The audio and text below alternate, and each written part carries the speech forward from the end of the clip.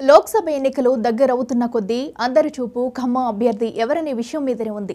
ఈ నియోజకవర్గ పరిధిలోని అన్ని అసెంబ్లీ సెగ్మెంట్లు కాంగ్రెస్ గెలుచుకుని ఉండటం, రాష్ట్రంలో కాంగ్రెస్ అధికారంలో ఉండటం కారణంగా ఇక్కడ గెలుపు ఖాయమని కాంగ్రెస్ ధీమాగా ఉంది. అందుకే ఇక్కడ టికెట్ దక్కించుకోవడానికి ప్రయత్నాలు ముమ్మరమయ్యాయి. కీలకమైన నాయకుల వారసులే ఆశావాహులు కావటం కూడా ఖమ్మం స్థానం ఉత్కంఠభరితంగా మారటానికి దారితీస్తుంది. ఖమ్మం నుంచి 99 టీవీ గ్రౌండ్ రిపోర్ట్ చూడండి.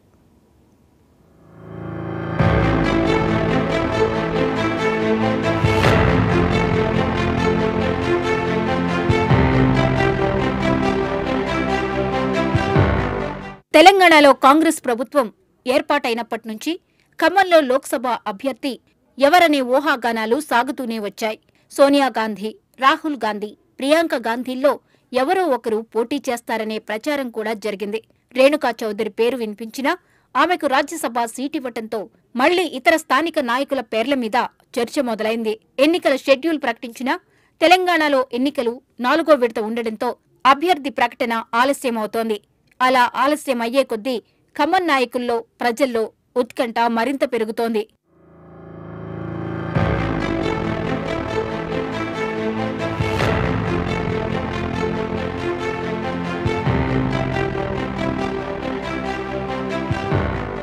రెవెన్యూ శాఖ మంత్రి పొంగులేటి శ్రీనివాసరెడ్డి తన సోదరుడు ప్రసాద్ రెడ్డికి ఖమ్మం టికెట్ ఇప్పించుకోవడానికి ప్రయత్నిస్తున్నారనే వార్తలు వస్తున్నాయి.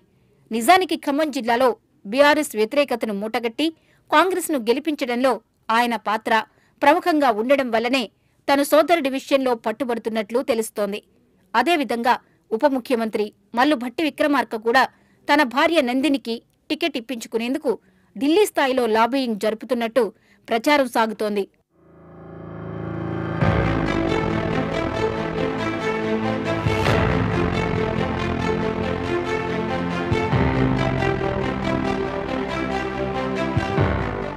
ఇంకోవైపు వ్యవసాయ శాఖ మంత్రి తుమ్మల నాగేశ్వరరావు తన కొడుకు యుగంధర్కు టికెట్ ఇప్పించుకోవాలని ప్రయత్నిస్తున్నారు. తెలుగుదేశం నుంచి బీఆర్ఎస్ మీదుగా కాంగ్రెస్లోకి వచ్చిన తుమ్మలకు స్థానికంగా కుల బలం కూడా ఉంది. యుగంధర్ పుట్టినరోజు వేడుకల సందర్భంగా తుమ్మల అనుచరగణం బహిరంగంగానే యుగంధర్కు టికెట్ ఇవ్వాలని కోరటం, ఆయన రేసులో ఉన్న విషయాన్ని నేరుగానే చెప్పినట్టయింది. ఎంతో ఒక కుటుంబంలో పండగ వేడుకల వాళ్ళ సొంత ఇంట్లో బర్త్డే లాగా యుగంధర్ బాబు బర్త్డే జరిపారంటే బాబు మీద కానీ తుమ్మల కుటుంబం మీద కానీ మా కాలనీకి ఉన్న అభిమానం అనేది మాకు చాలా సంతోషదాయకంగా ఉంది. మేము మా young dynamic leader Tummala Yugandhar గారు ఆయన పార్లమెంట్ సభ్యుడిగా చూడాలనుకుంటున్నాం. ఆ భగవంతుడు, ఆ సాయిబాబా ఆశీస్సులతో అది జరగాలని కోరుకుంటూ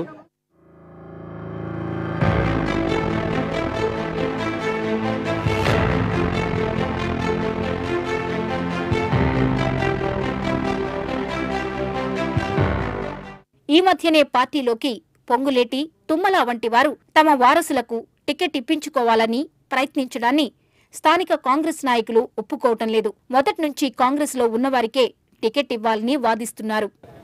కొద్ది సంవత్సరాలుగా అధికారం లేనప్పుడు కాంగ్రెస్ పార్టీని వెన్నుదన్నుగా ఉండి ప్రతి గ్రామంలో కాంగ్రెస్ జెండాని నిలబెడుతూ ఒక కాంగ్రెస్కి కూడా ఒక క్యాండిడేట్ ఉన్నాడని చెప్పుకున్న వ్యక్తిగా మహమ్మద్ జావేద్ గారు ఇన్ని రోజులు ఉన్నారు. పార్టీలో అన్ఎక్స్పెక్టెడ్గా వచ్చి టికెట్స్ పొందారు. ఆ లాభము, దానికి తగ్గ ప్రతిఫలము పబ్లిక్, ఈ బ్యాక్లో ఉన్న కాంగ్రెస్ కార్యకర్తలంతా పనిచేసి ఈ స్థాయిలో కాంగ్రెస్ పార్టీని నిలబెట్టారు. కాంగ్రెస్ పార్టీ సముచిత స్థానం అందరికీ కలిగినది. దానితో పాటు ఇన్ని రోజులు పార్టీని కాపాడిన వ్యక్తిగా మహమ్మద్ జావేద్ గారికి కూడా తగిన స్థానం కల్పించకపోవడం అనేది దురదృష్టకరం. ఎందుకంటే ఇన్ని రోజులు పార్టీలో వెనక 10 సంవత్సరాలుగా కష్టాలు నష్టాలు అనుభవిస్తూ పార్టీ కోసం పనిచేస్తూ అనేకమైన మీటింగులు అనేకమైన ఇది చేస్తూ ఖర్చులు పెడుతూ బరాయిస్తూ ఇన్ని చేసిన వ్యక్తిగా మహమ్మద్ జావేద్ గారు ఉన్నారు. అన్ఎక్స్పెక్టెడ్గా ఎలక్షన్స్కు ముందు 3 నెలల ముందుగా వచ్చేసి అనేకమైన పదవులు అనుభవిస్తున్నారు. మళ్ళీ వాళ్ళ చెప్పు చేతల్లో పదవులు ఇస్తూ పార్టీకి అతిగా కష్టపడిన వ్యక్తిని వెనక్కి నెట్టేయబడుతున్నారు.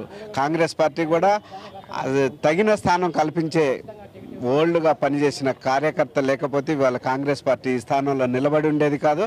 ఈ స్థానం నిలబెట్టిన కాంగ్రెస్ కార్యకర్తలను కూడా ఒకసారి గుర్తించి వాళ్ళకి సముచిత స్థానం కల్పించాలని కోరుకుంటున్నాను.